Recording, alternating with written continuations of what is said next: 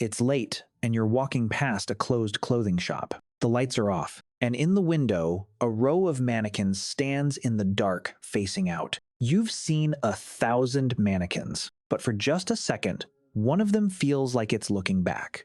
Your body reacts before your mind can catch up. A small cold drop in your stomach, an old instinct whispering the same wrong word, person. It isn't a person. It's molded plastic in a sweater. You know that instantly. You knew it before you even looked properly. And yet the flinch came first, ahead of the knowing, ahead of you. So why did some ancient part of you decide person, sound the alarm, and only then let the rest of you catch up and say, relax, it's a mannequin? We blame the doll, the creepy antique on the shelf, the wax figure with the fixed stare, the ventriloquist's dummy grinning in its case. But the doll is just paint and glass. It's doing nothing. The dread isn't coming from the object at all. It's being manufactured in real time inside you. Something in your brain takes one look at that, almost face, and pulls a fire alarm you didn't know you had. And here's the strange promise buried in that alarm. By the end of this, the creepiness of a doll stops being a fact about the doll and becomes one of the most flattering things about you.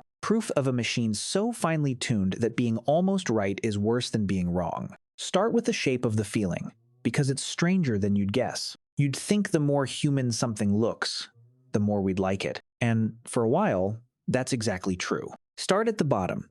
A bare industrial robot arm.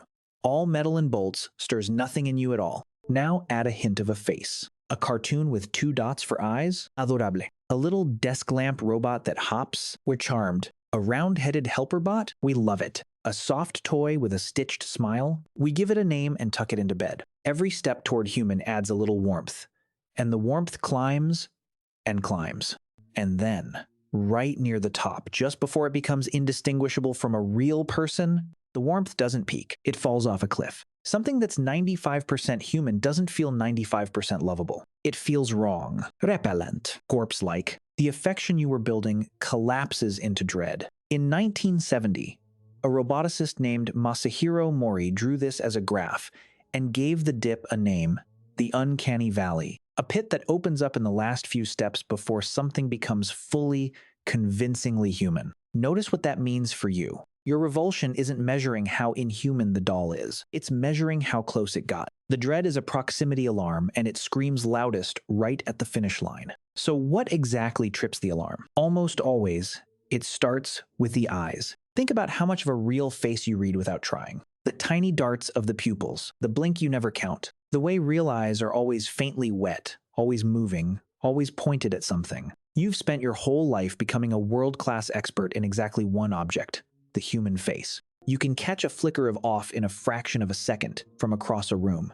A doll's eyes give you none of that. They're aimed nowhere. They never wetten, never dart, never land on you. Real eyes tell you, second by second, that someone is home and paying attention. Where they're looking is where their mind is. A doll's eyes make that same promise of a mind behind them, and then deliver nothing. Your face-reading machine leans in expecting 100 tiny living signals and gets a flat, painted stare. We even have a phrase for the miss, dead eyes. That's why a great animated film can still make your skin crawl. The characters can be rendered down to the pore, but if the eyes don't move the way living eyes move, the whole face tips into the valley, and audiences come out saying the people looked like walking corpses. Your brain isn't fooled by the surface. It's waiting for the signals underneath, and it notices instantly when they don't come. But a missing signal only explains the flinch. It doesn't explain the disgust. And a doll doesn't just startle you a really uncanny, one can turn your stomach. Why disgust of all things? Here's the leading guess,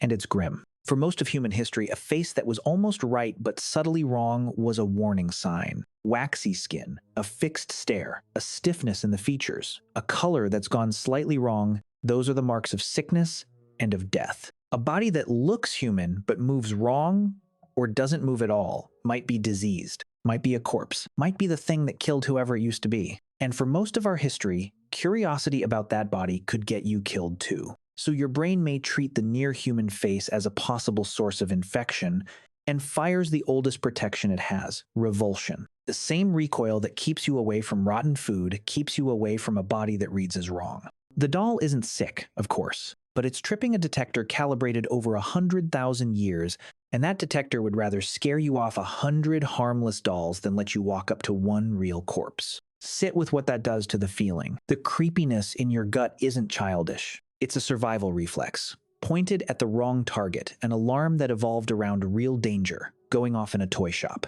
And there may be one more layer, deeper than disease. Your mind is built to sort the world into two bins: fast, alive, or not alive. A thing with a mind, or a thing without one. You do it constantly, without noticing, and you rely on the answer completely. The uncanny figure jams that sorting. It has a human face, so part of you files it under alive, has a mind, but it's frozen, silent, empty, so another part insists, object, no one home. And your brain can't hold both. It gets stuck between the bins, unable to decide whether the thing in front of you is a someone or a something. That unresolved question is its own special horror. It's the exact fear in every ghost story and every haunted doll. Not that the thing is dead, and not that it's alive, but that you cannot tell which.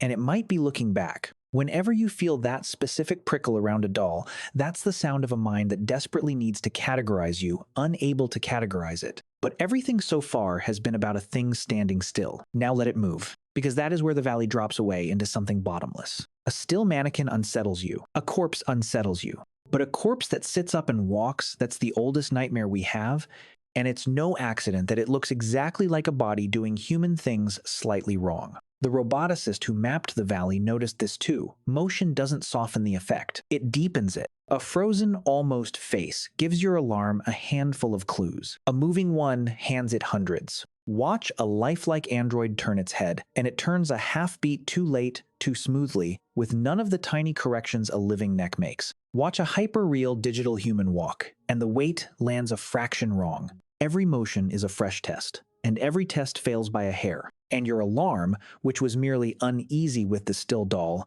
now shrieks. The closer it gets to moving like you, the more mercilessly you judge every step. Step back, and the whole feeling flips over. We treat the uncanny valley like a flaw, a glitch, a childish fear of dolls. But look at what it actually takes to fall into that valley. You have to be so fluent in the human face that a fraction of a millimeter of wrongness registers as alarm. You have to carry, under your awareness, a detector for life so precise that almost alive is unbearable. No animal we know of has it this sharp. No machine can yet fake its way past it for long. It is arguably the thing your species is best in the world at, and it runs silently every time you glance at another face. The doll only unsettles you because you are extraordinary at people. Every day, you read the living faces around you with an accuracy no machine has matched. Their moods, their attention, the flicker of a lie, the half-second a smile arrives too late. You do it so effortlessly you'd never call it a skill. The uncanny valley is the one time that skill overshoots reaching for a person and closing on an empty face. The dread is just the shape of everything you know about the real ones. So the next time a mannequin catches you in a dark window, and your stomach drops before you can think, don't be embarrassed by it. That cold little flinch is the finest instrument you own, doing its quiet work. It spends every waking moment sorting the living from the lifeless, the present mind from the empty shell, so smoothly you never feel it until something almost passes, and it catches the almost. The doll isn't looking at you, but the part of you that thought so just for a second is the same part that has never once failed to know a real face when it sees one.